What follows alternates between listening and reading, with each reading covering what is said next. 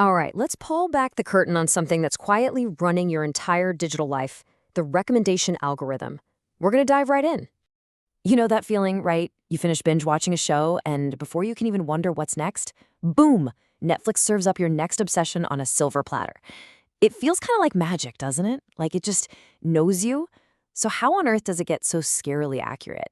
And let me tell you, this isn't just some neat little party trick, it is huge business. Get this, a full 35% of everything Amazon sells comes directly from its recommendation engine. That's a staggering amount of money, all driven by predicting what you're going to want next, often before you even know it yourself. So if it's not actually magic, what's the secret? It's really simple, actually. It's data. Every single click, every search, every second you spend hovering over a product, it's all a signal. It's a clue in this giant ongoing puzzle about you. And that brings us to the first crucial piece of this whole thing, the data trail you're constantly leaving behind. Let's call them your digital footprints.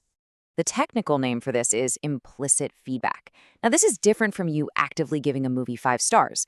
This is the feedback you give without even thinking. It's the subtle trace of your behavior as you just move around the digital world. And these footprints, oh, they are everywhere. We're talking about every page you visit, what you click on, what you buy, what you put in your cart and then take out, even how long you watch a show before you get bored and switch to something else. All of it gets collected, and believe me, those actions speak way louder than any written review ever could. And when you compare the two, the difference is just massive. Explicit feedback, like leaving a rating, takes effort, right? So not a lot of people do it. But implicit feedback, we're all generating that nonstop, creating this enormous ocean of data that reflects our true, unfiltered behavior. So what do they do with all this data? This is where it starts to get really, really clever. The system uses all those footprints to find your digital twin. You know, the core idea behind this is incredibly human. It's simple.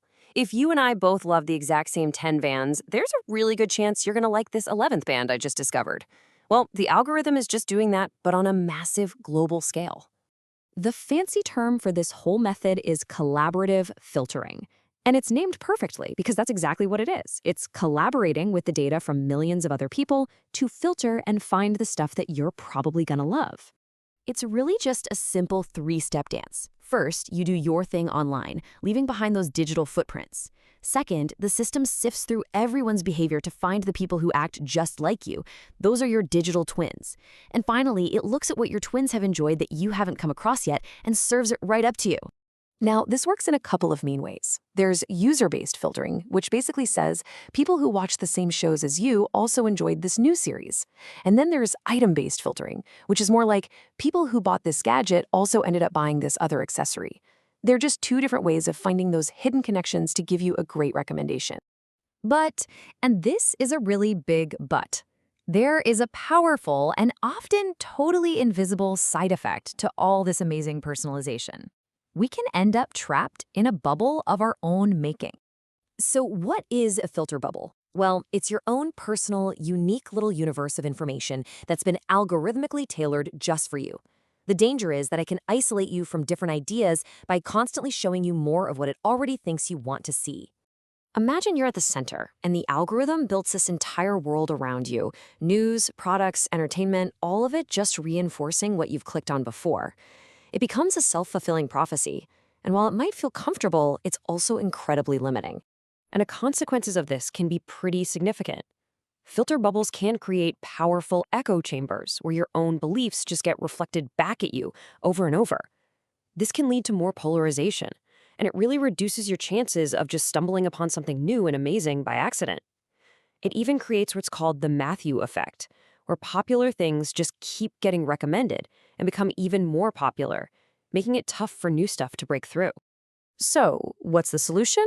Well, the good news is the people who actually build these systems are wrestling with these exact same problems. And it's not just the filter bubble.